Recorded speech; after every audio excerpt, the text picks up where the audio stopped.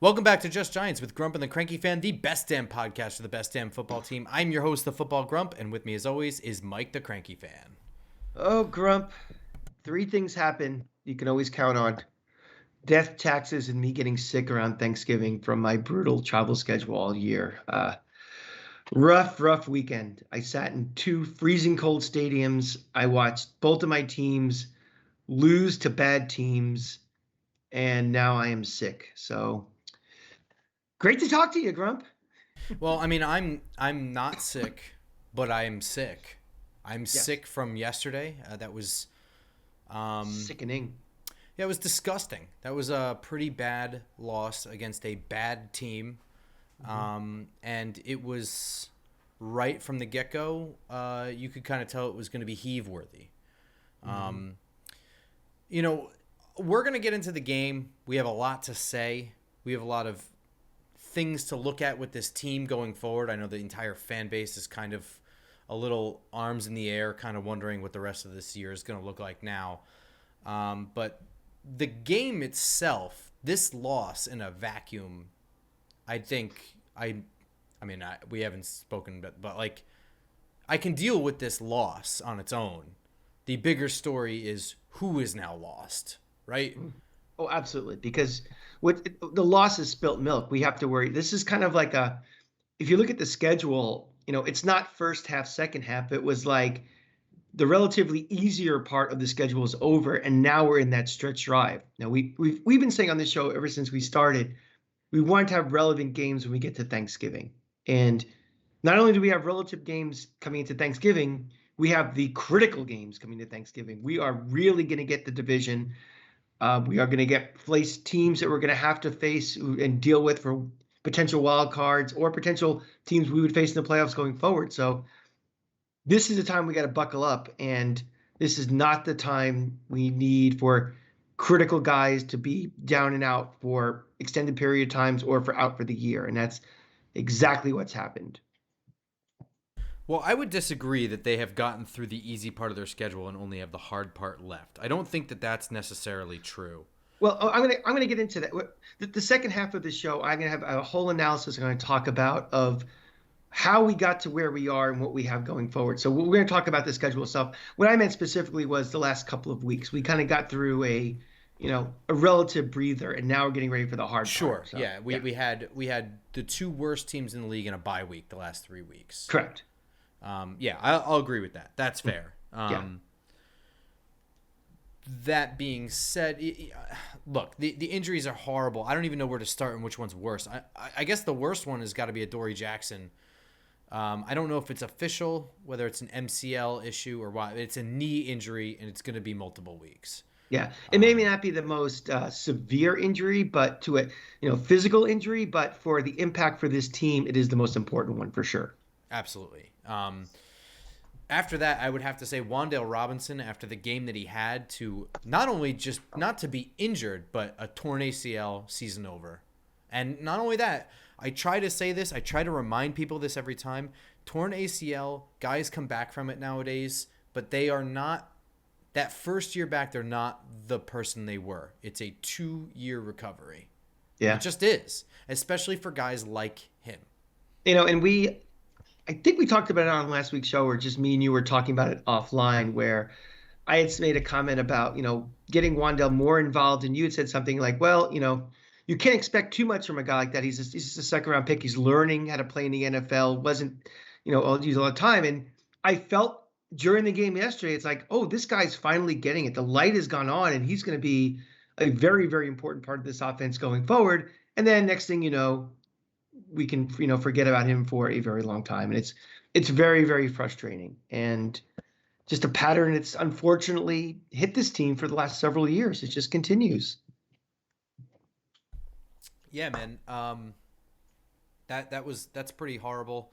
Um, Going off after that is a series of injuries to guys that I guess it's just at this point any more injury is just going to be bad. So, Josh Azudu has a neck injury. John Feliciano has a neck injury, left the game, was replaced by Nick Gates, which the fact that he's even playing is crazy. Richie James has a knee injury. Fabian Moreau left the game with an oblique injury. Tyree Phillips left the first quarter with a neck injury. Jason Pinnock returned to the game with a jaw injury, and then on a routine tackle, which it didn't even look like his face got hit, he stayed on the ground. And Yeah.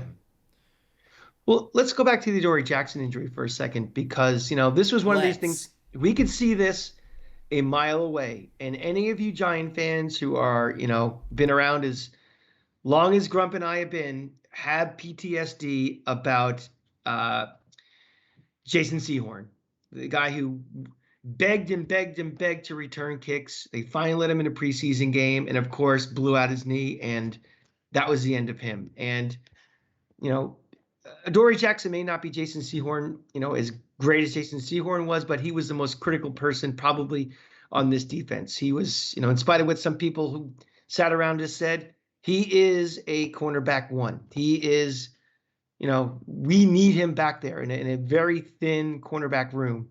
And to go down for a reason where there was no reason to be there in the first place. It's not like he's Deion Sanders. He's not this electric guy. We don't need an electric returner on this team. We need someone who's, a rock who can catch the ball first. We'll worry about, other things later. But, we're 31st in the league right now in punt return yardage. That's not all on just who's catching the ball and running with it. It's your special teams as a whole. Can they block? Do they have good, formation and stuff like that? So we're not a good unit anyway. So to risk one of your most important guys out there, it's almost you're asking for it, and you got the injury. Now we have to deal with it. All right, so I'm gonna go on a tear here. Go for it. All right, so let's talk about special teams for a minute. Mm-hmm. Special teams, despite the catchy phrase that people like to say, is not 1/3 of the game of football.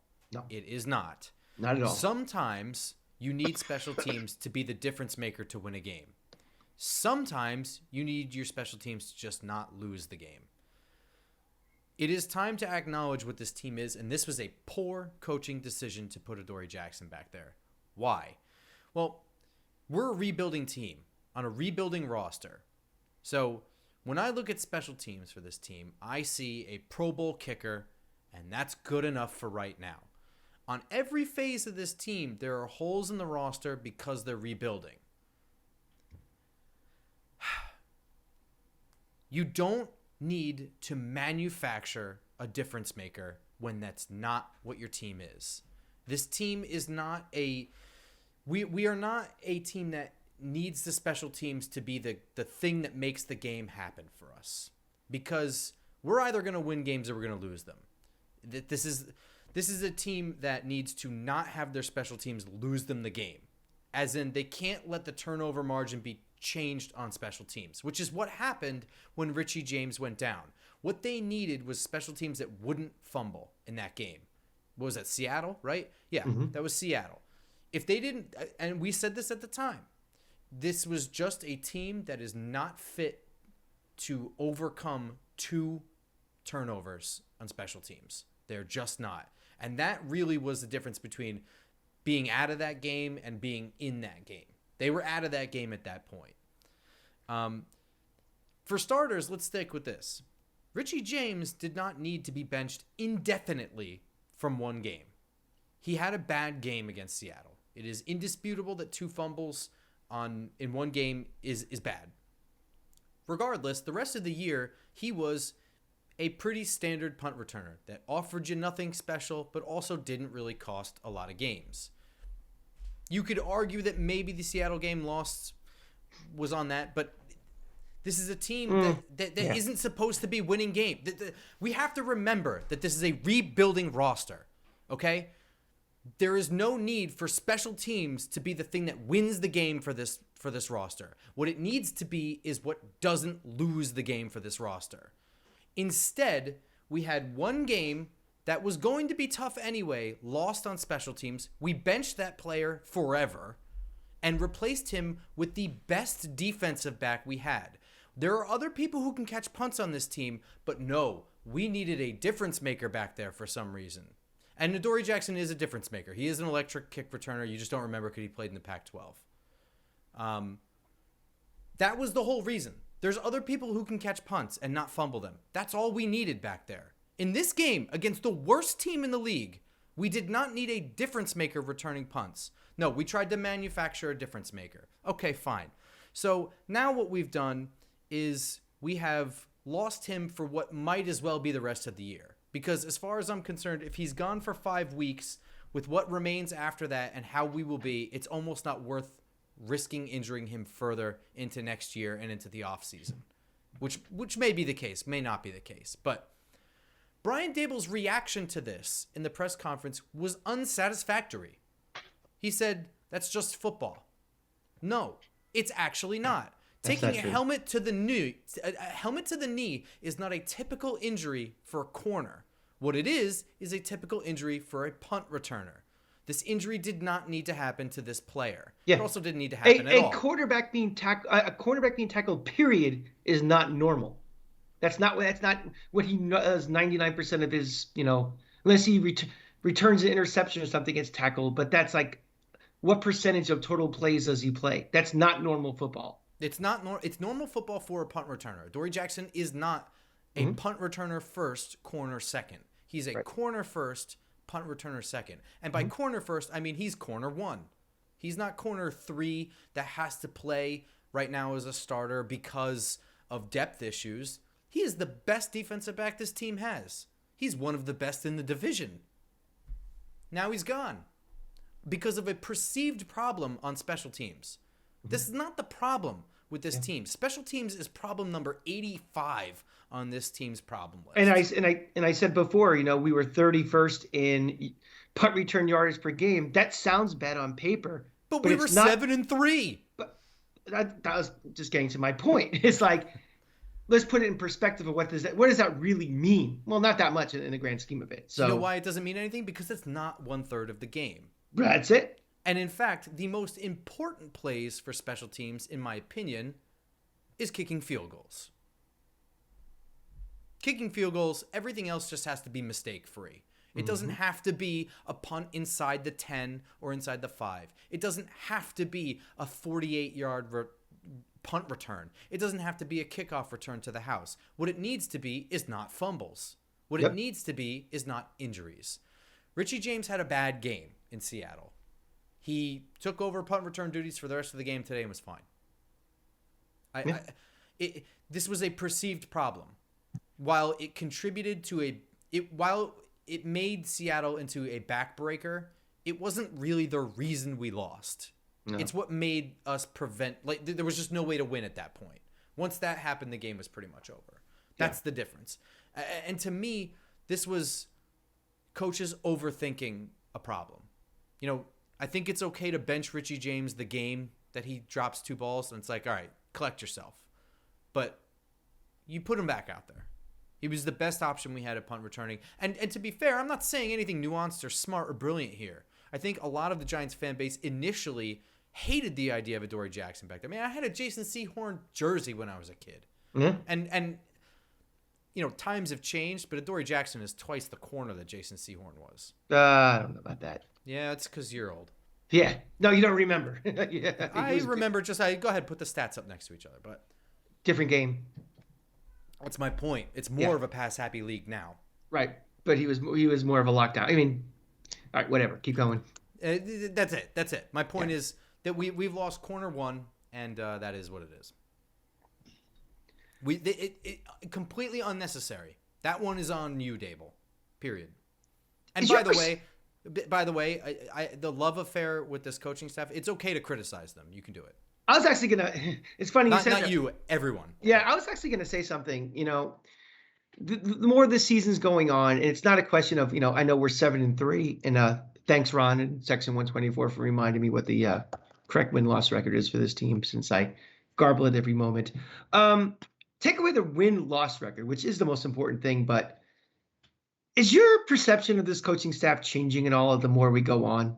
I mean, I know there's a real honeymoon period with them, and obviously we're overachieving based on what this roster was an expectation, but there seems to be little things that are kind of like little head scratchy with this coaching staff. No, it's been that way since the beginning for me. Okay. All right. I mean, again, let's keep it all. Okay, Let's keep it in perspective. all things considered, this is a brutal mistake, but it Yeah. was a small decision to put him back there. The other issues I have, they're small decisions, and some of them have paid off, and other ones kind of blew up in their face. This was a really bad decision. Yeah. I think the moral of the story is that let's all remember we didn't hire Bill Parcells or we didn't hire Bill Belichick. We hired a first year coach who is going to be learning on the job as he, you know, handles his first year and his second year and his third year. I think I said that. I said this when we were talking about the offensive game plan against Houston. This is the Yeah. same thing I said. I think it's just a first-year offensive coordinator under a first-year head coach. I didn't think it was anything more or less than that. That's So it. I think some of these things, as the shine of the record, if it goes from 7-3 to 7-4 to 7-5, and now most of this fan base has a different expectation level of this season, and if that falls flat because of strength of schedule and the mounting injuries, this is not going to be the same team in week 13 that you saw in week 9.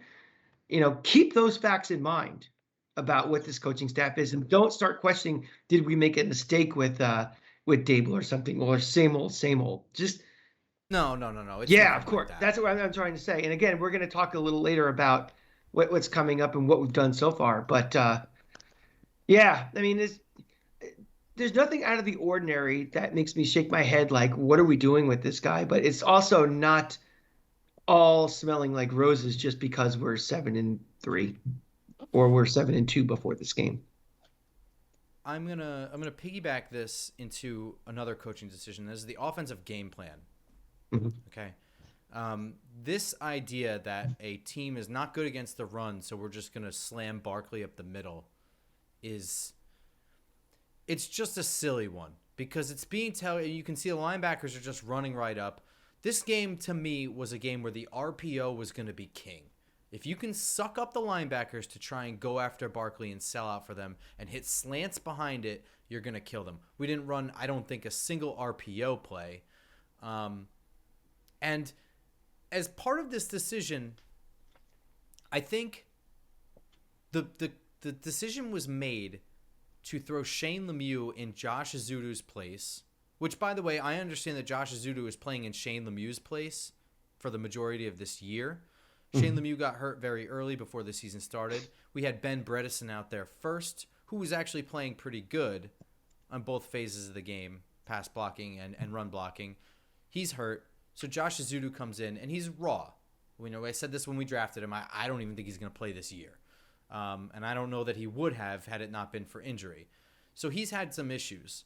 Shane Lemieux is a plus run blocker, but this is also Shane Lemieux's first year in this system, and it was all over the place on display. The first play of the game, he blocked the wrong guy. And I'm putting the blame on him because I don't think it was Andrew Thomas that suddenly can't block the right guy. Nobody blocked the guy. And by the way, this defensive tackle had a career day. He's not even good. And Yeah. every single tackle for loss he had was just a fucking blocking mistake. And by the way, I was granted 20 F-bombs for this episode. You were given a bigger leash, that's for sure. So go for it. I was given a 20 F-bomb leash, and that one just kind of came out. I'm not really The third play of the game, first drive, immediately lost his pass blocking rep for a sack. He was responsible for the sack there. On the second drive, he and Feliciano both double teamed and then abandoned that defensive tackle. So clearly one person was supposed to stay, the other was supposed to move to the second level. They both did it. I'm going to put that on Lemieux because he hasn't been playing here all year. I have to assume that it is a massive coaching mistake to think the plus run blocker should be in for this game, because this is what I'm assuming. I understand that he did eventually, he did have the starting job to start the year, but that was not the regular season at any point. So to me, this is a mistake. He just came back from injury. He has not been practicing for very long, and he looked lost out there. He got benched. I'm with you. I do not believe that you have a job just because you're injured, you come back, you get it. I'm sorry, those things happen. This is a running team, and this is something we argue all the time about, but this is a running team.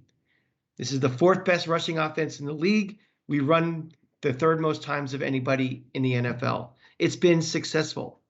You have continuity on this offensive line. I don't see all of a sudden changing things in and out just because somebody all of a sudden is healthy who hasn't been in with the other line. You said, that first play with, what could have been Andrew Thomas who blew a block, right? Because everybody doesn't know where they're not playing together long enough. So that's my problem. And I agree with you. He's there, Shane Lemieux. You can spell him for a play or two to get himself back acclimated. Get his feet wet again. If somebody goes down, you insert him in. But what's working, you stay with. And I disagree. To be fair, I'm going to throw this in. I'm not trying to cut you off, but to be fair, Josh Azudu did have an injury that he was nursing going into this game. I still don't agree with the switch, and I do think that the run-first philosophy had something to do with it. Sorry, continue.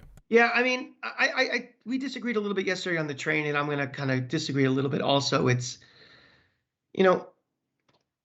when you are a good running team and you are facing supposedly a bad running defense, I think you go what works until it doesn't work any longer. And I think that, in the second half, we did pretty much abandon the run. I think the running game was horrible, and it should not be. It should not be that bad. I mean, I get it if you can kind of sort of contain Barkley or something, but how many yards did he have at halftime? 12? I think it's almost where he ended because I don't think we ran. Right. Maybe twice. That's what I mean. I mean, it's just, and as these things happen, I guess you have bad games or something, but I don't disagree with the philosophy of, abandoning what you do best. And this team, what they do best is run the ball. Didn't look like it. Well, they didn't. Wait. So you said you go with what works until it doesn't. So when were they supposed to stop? You have a problem with them switching up to passing the ball? Yeah. No, I don't have a problem. I mean, it wasn't working. So I think you have to adjust. I mean, if we just continue to try to run the ball and it wasn't working, you'd be like, why didn't they make any moves? Why didn't they adjust what they had to do? And they did that in the second half. So I do want to – I know that this team has a lot of running yards, but I think there is just a misconception of what is a good running team and what is a team that has a good running back. I mean – is this team so bad at throwing the ball? I mean, we saw in the whole second half, Daniel Jones threw 341 yards. To who? I think two things can be true. I think this passing game is getting better in spite of the lack of talent that they have. And I think games like this actually are telling this coaching staff they can be a little more balanced. And I think the phrase I used with you yesterday was, this is not an explosive passing game by any stretch, but it's getting more and more efficient. I mean, Daniel Jones is proving, he can handle the short and intermediate passing game even with these targets. He's rarely off target. He's hitting guys. I mean, the two interceptions, the first one was just an amazing play. The second one was basically a punt on fourth down.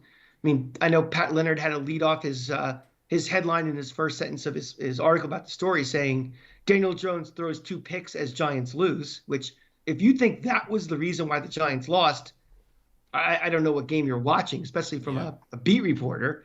It's obviously, again, someone trying to push a narrative that he doesn't like Daniel Jones. But there's nothing that will get clicks more than people arguing about Daniel Jones. Of course, yeah. But I think that I don't think that for the longest time that this coaching staff trusted this passing because – again, of the personnel that we have. And I think we're seeing... Wait. I agree with you. And do you agree with them? Because that was your line. I don't trust them. I don't think they trust them. I think at this point, this was proof that they were wrong all along. 100%. I mean... And who said it? I was saying it. I was saying it for weeks. Daniel Jones can throw the ball. He can move in the pocket. I'm watching it happen. We're still not throwing. I don't know why. Now every wide receiver is hurt. And now we've gotten the blinders off of our Let me ask you a question. Another coaching decision also. Saquon Barkley couldn't run the ball for shit in the first half. And that's one of my first words. I'll put that on the list for one. Okay. Why would we use him at all in the passing game in the second half? He had 2 catches, but not enough. I agree. Yeah. I mean, again, We are dealing with a very limited stable of wide receivers right now. We have basically no tight ends. We are relying on, what we have. He is still our best offensive weapon on this team by a mile. You know, to not even put him in when we were saying it, we said off season and stuff that his special sauce also is get the ball into his hands in space. Well, the passing game can do that as well. Yeah, but the running game. So thank you. You just said it. Get it to him in space. No, suddenly we're power runners with Saquon Barkley, and we're just going to run between the guards. Yeah. I don't understand. I don't get that because our guards, our interior of the offensive line is the worst part of it. John Feliciano is a fringe starter, is truly a backup center. Mark Lewinsky is terrible. I mean, I'm saying he's terrible now when I was happy about him a while ago because he's been worse. But also, they needed to get a veteran in here at some point. So I thought they made a nice whatever. Doesn't matter. I don't have to justify shit. He's playing really horribly. And on the left side, we have a rookie who's super raw, a guy who we know has trouble pass blocking, and Ben Bredesen, who was terrible last year and was finally looking good before he got hurt. We don't have shit on the interior. So this idea that we're going to throw a bunch of linemen in at tight end and just the whole thing is stupid. I just don't get it. This idea that we're just going to run between the guards because it's a bad run defense or I don't know. I don't know what the point is. The stat isn't the worst run defense from tackle to tackle. I mean, run defense means, you can bounce outside, and again, I know. And they did try that, but that was clearly not their aim from the get-go. Yeah. Yeah. And it's something, we started to see last week too. And, you were more upset about it than I was of what we were trying to do. But it seems like they are favoring that in the last, the second half of last week, the first two quarters of this week. And that's a little disturbing. I don't want to jump all over the place, but since we're talking about coaching decisions and we brought up last week, because this was part of last week and this was a big frustration of mine last week, I want to talk about what other teams did in our division this week. Washington, 23-10 over Houston. At one point, 23-3.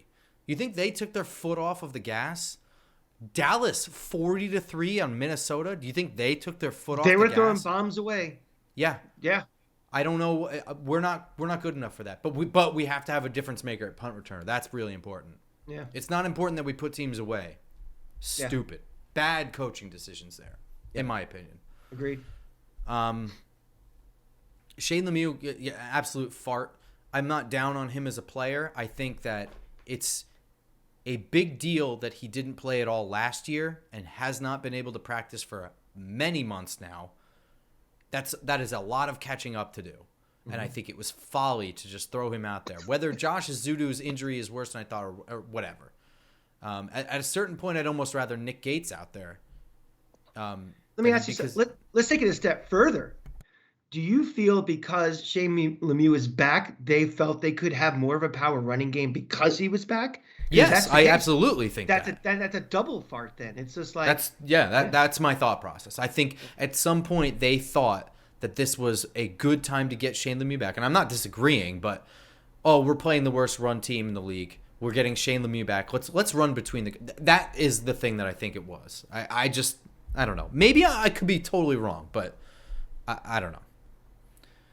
I do think that in spite of this, the coaching decisions, the game planning decisions, they've done a good job of changing what this offense is got as their bread and butter throughout the year in little phases, right? We saw it right away with Barkley being the focal point. Then we saw the Barkley-Jones running game focal point. Now I think they're trying to work in the power run up the middle, mix in with play action. It's clear that they were working Wan'Dale Robinson to be more of the focal point into this offense. I do think that they were evolving as they went through the season, and I think part of that was installation. I think part of that was what they were putting on film for other teams to kind of throw a curveball to teams. You know what I'm saying? Mm-hmm. So I think there's some level of genius there. I don't agree with the the power running. And I think honestly they could have been throwing the ball first and working the run game off of it. I think after what we one other factor too. One other factor. Go ahead. You know, it was really windy yesterday.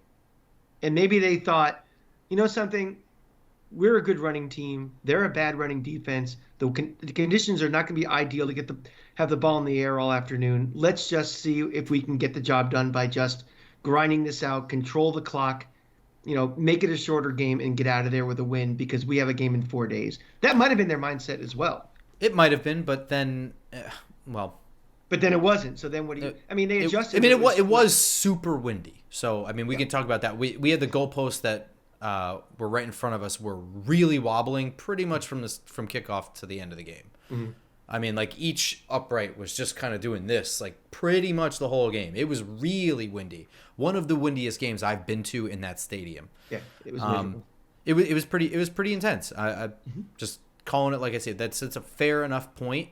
That said, Daniel Jones was slinging it just fine. I didn't see that really a problem. Daniel Jones gets a star in my book. So this is interesting because I see some people actually think that he did not play well. What do you want? What do you want the guy to do? I think the 2 picks are frustrating, but the one he didn't see Aiden Hutchinson. Also, Aiden Hutchinson also made a very good play. It's pretty clear Daniel Jones didn't see him drop into coverage. That is what it's fine. It's fair. The other one, he sailed. He sailed one downfield on 4th down. Okay, so here's what I'm going to say about that one. It's a bad throw. Probably one of the worst ones he's had all season. I think at the time I tweeted it was. Yeah. That's a little bit reactionary on my part. It might be. It was pretty bad. It was a bad throw. It was also 4th and 5. It was a punt. It wasn't a punt because he returned it way back into our territory. Well, I mean, you punt, but sometimes there's punt returns also. So I guess so. Yeah. I'm not going to call that interception a punt if it was returned. Well, also he may not have made that throw on 4th down. He on 3rd down. You mean? That was a 4th down play. Yes. Yeah, as I'm saying, if that's 3rd and something, he may not have just aired it. He might have just, That's the point I was going to make. Yeah, right. That's the point I was going to make. It was not the first 4th down that he was facing this game. 4th and 5, he was also escaping the pocket. I mean, there's a lot of other things, and I am already saying it was a bad throw, but there are some throws that shouldn't even had to have happened. 4th and 5 is not a scenario in which you should be going for it often. Mm-hmm. So, yeah. It's not a headline of the story of the game. No, I mean, I'm not going to waste my time talking about Pat Leonard searching for click. That man works hard enough to make his money. I don't need to give him any advertising. So, I mean, to me, Daniel Jones, the growth we've seen in him this year, if Daniel Jones is not, if this was, Mike Glennon or something last year on this same team, you'd see results as bad as we did last year. I think, with the collection of talent he has to work with this offensive line, with all of these things, I think he is making something out of nothing in that passing game. He threw for 341 yards, right? A touchdown, and then also had 7 rushes for 50 yards and a touchdown. Which could potentially be the worst collection of wide receivers we've ever had on the field at one time right now. And he had 400 yards of total offense and 2 touchdowns. Yeah. That's not bad. I'm not saying that makes him Aaron Rodgers or whatever. I'm saying I watched that game live. I rewatched it on broadcast. When I saw Daniel Jones dropping back into what looked like a decent pocket, and it wasn't horrible, but there was a leak here and there. About one guy would have a leak every other play. It looked like an NFL offense. It looked like a quarterback that threw the ball down the field into some really tight windows, and we saw catches. We saw I'm just going to list off some things here. I'm sorry. I know you want to jump in, but Wan'Dale Robinson doesn't go 9 of 13 for 100 yards if Daniel Jones is a bad quarterback. Darius Slayton, 5 of 10 for 86. Richie James, 3 of 3 for 48. Kenny Golladay, 2 of 2 for 29. Isaiah Hodgins, 3 of 3 for 29. This doesn't happen if a quarterback is bad. This was perfectly fine performance from Daniel Jones. If it weren't for if the 2 picks didn't happen, I would say it was a great game. Yeah. From him. I mean, the individual part for him, that would have been a great game. Yeah, and where our seats are, we're in the end zone and like just to the right of the goalpost. So a lot of throws were basically right behind his arm as he's throwing forward, and you could see the windows he's throwing in. And he, it's an NFL, it's a real NFL arm, and it's real NFL throws being made. This is not you could. We've watched this game long enough where you could see where their backups playing or bad quarterbacks where ball gets looped in or something or just an inaccuracy. He's not an inaccurate quarterback. He's not a loopy throwing quarterback. He And is. he's not without blame either. I mean, we were saying, he looked good in this game, but we were saying live with like, I don't know why he just rolled out to his right there. He just went into pressure. Mhm. So there's still things. I mean, we are still criticizing this man. No one here is throwing roses at him. Yeah, But I'm also, he's not even really part of this story. If anything, he's one of the few stars in this game. that's why I gave him a star. And, I and gave him also, one too. something, there are no quarterbacks, none, whether you are, Aaron Rodgers or, Joe Montana or Jesus Christ, you're going to make mistakes. You're going to make physical and mental mistakes. So, Everybody knows Jesus Christ was a halfback. that's true. Yeah. But, okay, so like those little things, it's like, if we're going to criticize every single mistake he makes, we might as well do about every single player who plays. So it's just, we do not see the things that we were concerned about from him in previous years. In my mind, I've stopped with the, do we invest in this guy or not? I mean, he's the quarterback for now. I mean, he's playing like we have a quarterback we've had. He's our quarterback, and that's the way we go. He's never gonna be Eli Manning level greatness or elite, but he is for what he is. The hand he's been dealt with, he's doing a fantastic job. I want to talk about the defense. Certainly. Because I think that collectively this defense kind of lost the game. You know, I don't think it's really a Wink Martindale issue. Part of it is an injury issue, right? I mean, you lose both corners, including the guy you signed off the street to be cornerback 2, lost him to an oblique injury. So you have Cordell Flott, a very raw, very young rookie playing, and Nick McLeod, a guy you got off the street. You have Jason Pinnock is already playing in place of Xavier McKinney. You have Dane Belton, a rookie, already out there. I mean, some of it is an injury thing, but more than anything, I think this game exposed just how bad this team needs linebackers. Yeah. Every single linebacker, Micah McFadden, Tay Crowder, Jalen Smith, they all had flashes of doing something right and got completely burned other times. There were missed tackles all over the place. There were conversions that should have never happened. They had guys dead to rights, missed tackle, and they would pick up another like 8 yards for the first down. It was it was pretty bad, and more than anything, they didn't get really a whiff of pressure into Jared Goff for, I want to say, like maybe the final 30 minutes of the game. Yeah. Well, the problem with this defense is always going to be also is they have a smaller margin for error because this team only averages, excuse me, under 21 points a game. So you have to be, better than what you may need to be just to keep the team in games. And Detroit has a pretty explosive offense. They've been putting up a lot of points. We're not winning. This team is not winning shootouts, and it's a defense's job to kind of sort of keep you in check. So I don't think the defense necessarily was horrendous. I would agree. I saying they lost the game might be a little unfair, but I know we are going with this. It's like we needed them. If the offense is not doing their normal thing, and a big part of our offense has failed in the running game, you need the defense to step up more than it did, and it didn't. So, well, I mean, Detroit punted only twice in the first half. Yeah. And that is not the offense's fault.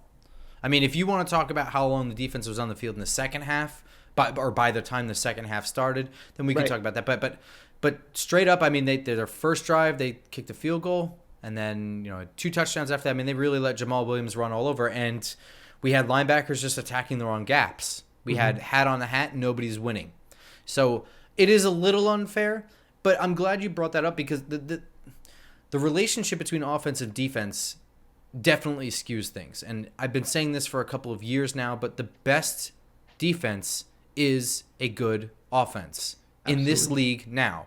The league rules favor the offense to the point where it's nearly unfair. Um, so when you have an offense that is running for 22 yards on 15 carries, then they are giving the ball back to the defense to get back on the field and try and make another stop time and time again. Now, this is part of what my issue was against Houston last week. They put the defense in a position to play things they shouldn't have had to play. They let Houston hang around because the defense was starting to get winded. The defense was starting to get figured out by the other team because they kept having to go back out there because we just kept running into a brick wall and Yeah. punting away because we had a lead. We felt it was okay to take our foot off the gas and we could just start running out the clock at halftime or whatever. We just decided to do that. Mhm. And that puts pressure on the defense to do more than they should have to do. In this game, I would say that it was a game plan issue. And also, I think we both agree Detroit is playing much harder for Dan Campbell than Houston is playing for Lovie Smith. Yeah. Oh, for sure. I mean, this team. It's interesting. They're also playing on Thanksgiving, and they're playing Buffalo in that early game. That might be kind of fun. I think we have three fun games to watch on Thanksgiving for sure. Yeah, fun. Tell me more about fun. Tell me about this team. Where are the New York Giants right now? Well, that's the question. And, I said it before, this is kind of a logical break where we can kind of say we're into the next phase of the season and it's the stretch run. And, we all had our own thoughts about this team going into the year. We all knew this was going to be a rebuild. We all thought this was probably anywhere from, a 3 to a 6 win team, most likely, the most, you know, optimistic, Kool-Aid drinkers might think we were probably better than that. But, realistically, looking at this roster, looking with a new coaching staff, looking at the need to kind of purge and start over, this team was not expected to be very good. And, as we head into Thanksgiving, we are 7-3, Ron, 7-3. Why are we? Are we really as good as our record? Are we outkicking our own coverage? And then more importantly, what does that mean going forward? Is this sustainable going forward based on what we have left to play? So I kind of was playing around with numbers and looking at different things, and I wanted to kind of run stuff by you, Grump, and um, tell me what you think as I go through these different stats and things. You So got it. first of all, at the highest level, after 10 games, what is this team? Offensively, we're 19th in the league in total offense. We're 28th in passing offense, but we're 4th in rushing offense. Now, we've kind of gone over a little bit of the why for that, and I would not be surprised going forward if those numbers start to skew a little bit in a different way, but we are at this moment. We're 21st in scoring offense. We're averaging 20.5 points a game. But here's the thing, when we talk about defense, if we're in the 19th total offense in the league, we're the 17th in total defense, giving up 347 yards a game as opposed to total offense 334. We're the 15th best passing defense. We're 25th against the rush. We're the 13th best scoring defense, giving up 20.4 points a game, even though we give up 20.5 points a game. So you're seeing we're right about the middle of the pack. And any of the other stats even kind of break up, accent that average middle of the line thing. Turnover differential, we're +1, basically even. Point differential, we're +1, 16th in the league. Out of 32 teams, it's exactly half.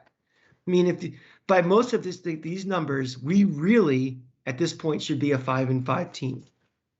Why are we 7-3 and not 5-5? Let's look at the schedule of who we played to this point. And the way I looked at it was for each team, I went through for each conference and, ranked them from, playoff seeding. Who would be the NFC 1 versus the NFC 16. And I could tell you who we played. Right now, starting off like in the NFC, we played the third ranked team, we've lost. The fifth ranked team, we've lost. The 10th ranked team, we've lost. We've beaten the 12th, the 15th, and the 16th. In the AFC, we've beaten the third seed. We beat the fourth seed. We beat the 11th seed, and we beat the 16th seed. So right now, for teams that are in the playoffs, we're 2-2. We're holding our own, but we're 5-1 against teams that are not currently in the playoffs. So we are beating the teams we are supposed to beat. I mean, last week, obviously, the outlier in that, but we are holding our own against teams that are playoff teams, which is, if looking at those kind of metrics that I'm using, if we're just a 500 team, that's where we're kind of out kicking our coverage a little bit. Now the question is, what do we have left going forward? That's a problem. It's not going to be easy. Right now we have Dallas, which is the 5th seed, Washington, which is the 8th, Philly, which is the 1, Washington again the 8th, Minnesota the 2, Indy, which is the 10th seed in the AFC, and then Philly again, which is the 1. Now, I get it that playoff seeding is a little different than, your record. There may be a team that's like a 4th or a 5th seed that's really the second best record in the conference, but you're kind of getting my point for this. It's that it's going to get a lot harder. And, playing those 6 games that are not playoff teams, that's pretty much done and gone right now. We have 1, 2, 3, 4, 5, 6, 7 games left. 4 of those are in the playoffs as of this moment, but we play 2 more against Washington, which is much improved and playing pretty well right at this moment.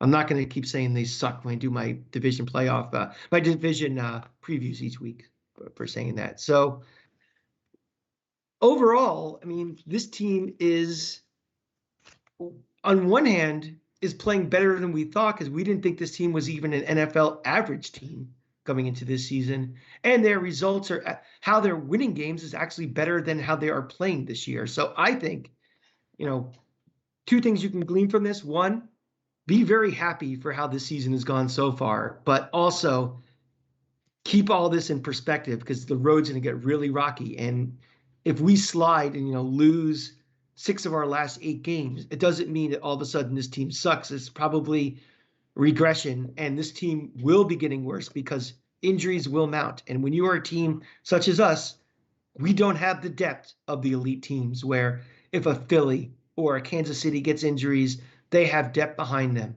or the ability to sign guys off the street because we have no more cap. We are probably going to get worse and worse as a team the more injuries do mount up. So that was a lot. I didn't cough at all during all that. Grump, your thoughts?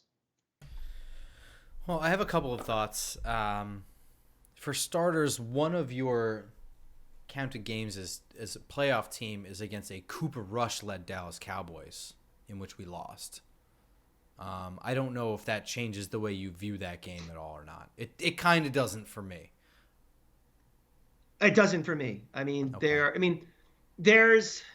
They again, should have performed better in that game than they did, but I'm not surprised that they lost still, because that is a good overall team. Yeah, With a very smart offensive coordinator as well. and my point for this whole thing is, where after 10 games, you kind of have a pretty good picture of what you are as a team overall. I mean, there might be some variation going forward. I mean, the Giants may be worse in all these stats again because of more injuries and things like that, but not really. Didn't factor in too much really at all. Okay. I guess the bigger thing about this, doing my best to reverse and give myself like a long view. As far as this season goes, I predicted 7 wins, so I guess they could still lose out. I guess the problem is, positives, right? They have hung around because they do have a smarter coach than they've had in quite a while.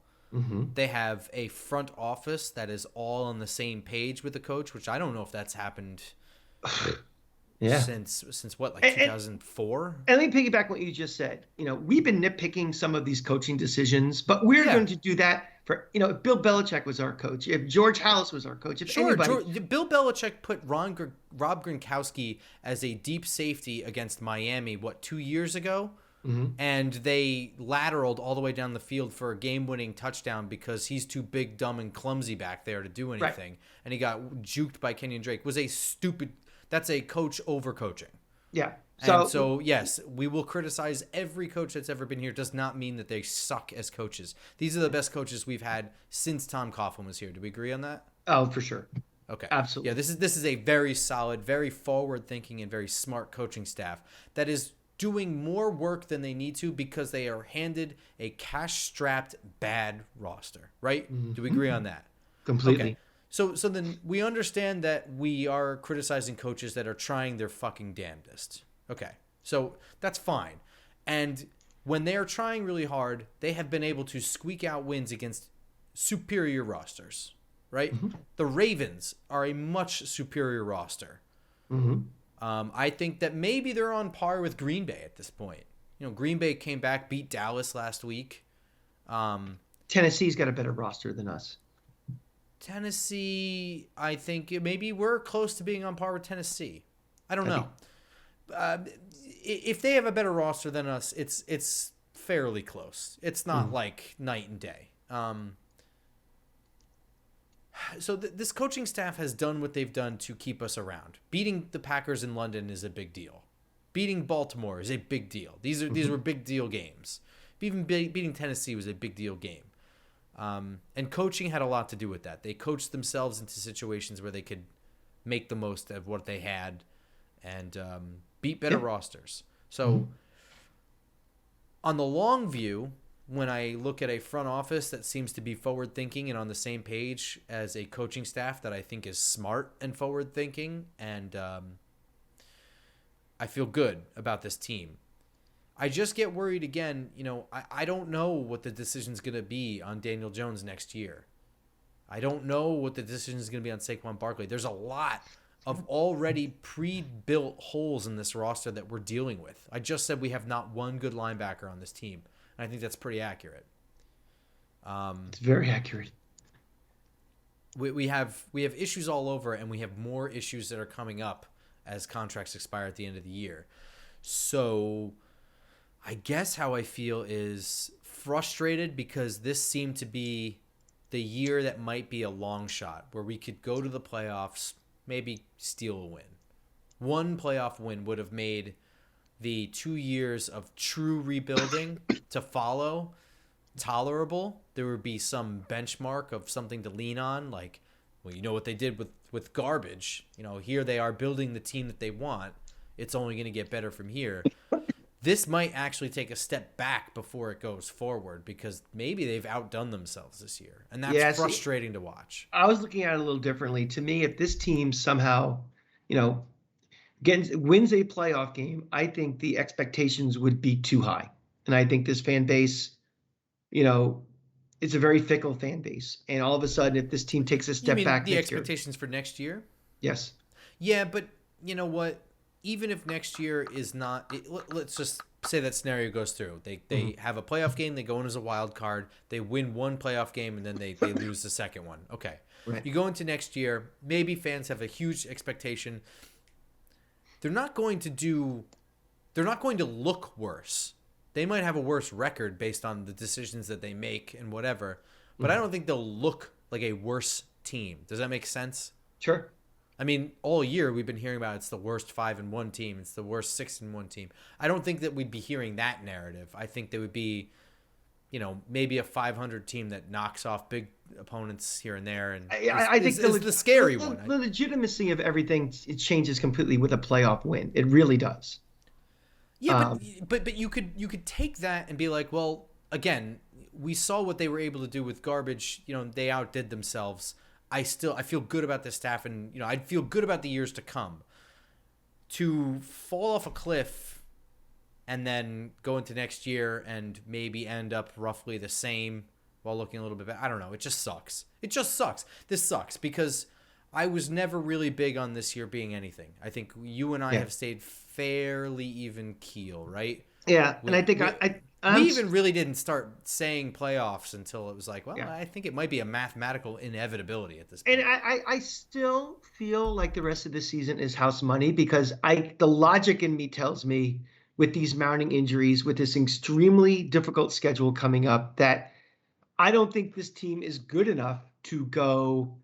What do I say? We had 7 games left, to go 5-2. I just don't see it. So again, my expectation is tempered by that. So I'm not going to feel like, damn it, disappointed that I don't feel we've blown it. I don't feel we've choked any of that stuff. It's just, it still feels like house money to me this year. And Yeah, of course, but yeah, I would have loved to have, 36 hours ago, I would tell you that it's almost a lock that we're making the playoffs. Once you start saying Wan'Dale Robinson's done for the year and Adoree Jackson is almost done for the year, now I'm saying I don't know if we win another game. and also not getting that 8th win. I mean, it makes the margin of the margin of error that much smaller again. If you're starting 8-2 going into this gauntlet, and let's say you win the Indy game and maybe you win one of the Washington games and You're everything still else, probably going in at 10 you're 10 and wins. 6. Yeah. Now you gotta find a third win somewhere in this. That means you have to win, you know, either the Dallas game. Minnesota, Dallas, Yeah, Philly. yeah, going into Minnesota, going into Dallas, going into Philly. I mean, that means you have to win that last game of the year against Philly. And you know something? Let's remember this though. That last game against Philly might mean nothing to Philly. Yeah, but I still don't. Do you think Philly is the team that lets their division opponent get into the playoffs? They don't give. I mean, they are a bunch of fucking assholes, and I'll put that on me as an F word for that. But they are assholes, but they are not that fucking stupid. I mean, they tanked that last game first couple of years ago to stick it to us, but it meant nothing to them. This they are not going to risk. I mean, they'll probably bench Hurts. They'll probably bench half the offensive line. They're going to do anything to jeopardize a Super Bowl run because they want. And who knows who that other wild card team might be? It might be us or the Cowboys who are fighting for that last spot. We don't I'm know. just not banking on it. I wouldn't I, bank I would on. bank on it. I would bank on it. Well, go for it. You bank on it. I'm not banking on shit. Yeah, they don't. I mean, And not for nothing, I'm not banking on this team winning against the depth of the Eagles either. I mean, if this team can't beat a team with a potential backup quarterback playing and half their starters not playing, and then really just going through the motions, we don't deserve to be in the playoffs anyway. Well, those are not the same thing. There's not you don't. That's not what happens when you tank. If you bench starters, that There's doesn't mean nothing. you're I going. didn't say tank. I said they're just No. If you bench your starters because you don't want them to get hurt, right, for the playoff run, that's what you're saying. Yes, No one is going through the motions. Those depth players are playing at 100%. but they're also depth players too. They're Yeah, they're backups. And a key but this position. isn't an argument over if you can't beat the depth then you shouldn't be there. That's not the point. Well, The point is that's- they are what they are. They have to find a third win. That third win is not necessarily coming against Philadelphia's backups. We couldn't beat Dallas with Cooper Rush. We didn't even get close. It wasn't close. Who's Philly's backup quarterback? I don't know. I didn't know Cooper Rush was Dak's backup. Does that make a difference? You should know. Cooper Rush played last year. Cooper Rush was pretty decent last year when he played too. We know he was a good backup quarterback. Cooper Rush played last year? Cooper Rush played for them last year. Didn't he come in when Dak was out? I think you're thinking of 2 years ago when we broke his ankle in 2020. And then Ben DiNucci had to come in as well. I don't know. Do you know Philly's backup? I don't. I know. That's my point. If I don't even know who he is, I don't. I still think this is a silly sticking point on your point. my point would be if they are in this game is completely meaningless mode. That to me is the easiest game we have to play of our remaining schedule. But the problem is we're probably not going to know that until week 17. It's Gardner Minshew, who was a former starter. Gardner Minshew. who people in Jacksonville didn't want to get rid of. That's right. Yeah. I would actually say that Gardner Minshew is probably better than Cooper Rush. He had that one game last year. He did play last year, Cooper Rush. He was 1-0. He played in 5 games. He started 1 and he won that game. Okay. Yeah, I don't know. I guess my point is still the same. Is I don't think it's a lock that we would beat the Eagles I with didn't say it was a lock. I said it's a much better chance. It's a much better chance of beating them if they're just going through the motion. They're just resting people. Then obviously yeah, no, of course. but I wasn't arguing because you didn't say that. I wouldn't have argued you if you did. Well, it's obvious though. I mean, I didn't have to say it because it's obvious. Of course, it would be easier. I'm just saying it's not. I wouldn't surprise me if they still lost that game. With what they have, they don't have Wandale Robinson.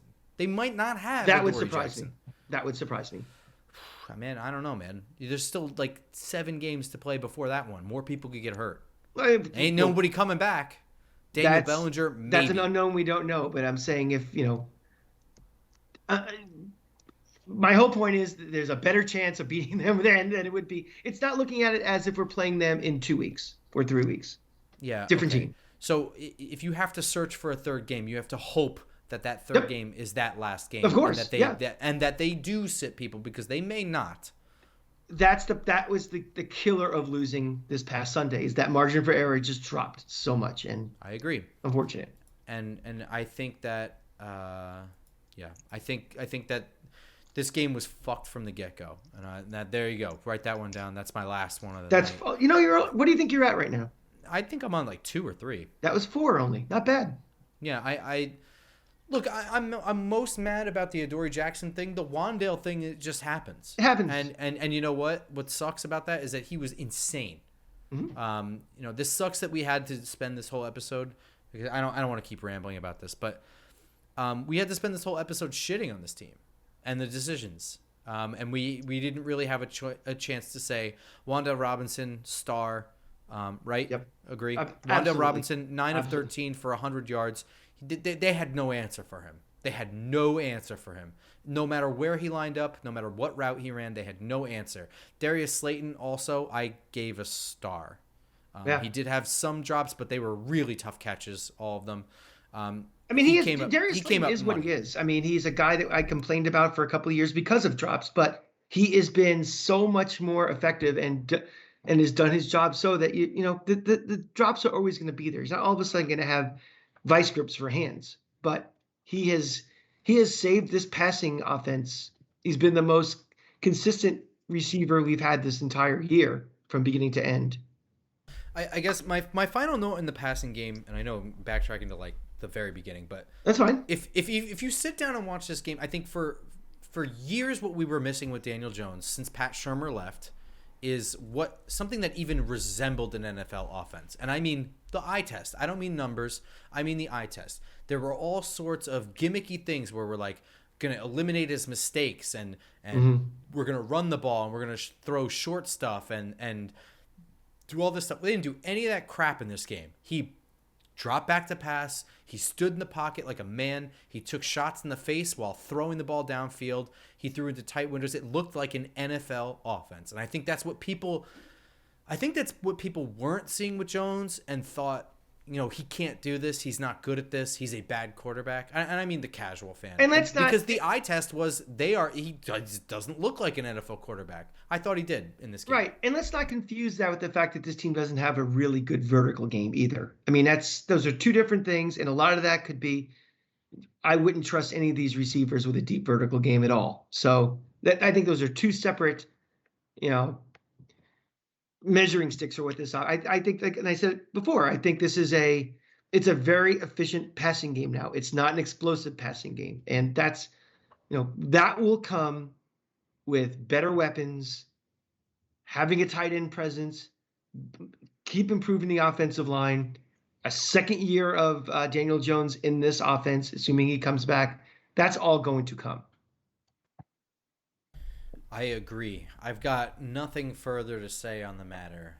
We have a really short turnaround. Thanksgiving Day, I hope you guys are all having Thanksgiving dinner, turkey with people you love while you watch Dallas host the New York Giants. Then we have a really short turnaround, so I hope you guys are enjoying your Tuesday while you listen to this.